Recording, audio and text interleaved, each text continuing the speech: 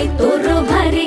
दिसते भारी गणपतीची स्वारी अन आला धादिस मामाच्या घरी मालवण चिपळूण सावंतवाडी माझ्या कोकण गावांचो दिमाग भारी दिसते भारी गणपतीची स्वारी माझ्या कोकणा वाटे तुम्ही वलवा गाडी धमाधमान हाका गाडी माझ्या कोकणचो रस्तो नागमोडी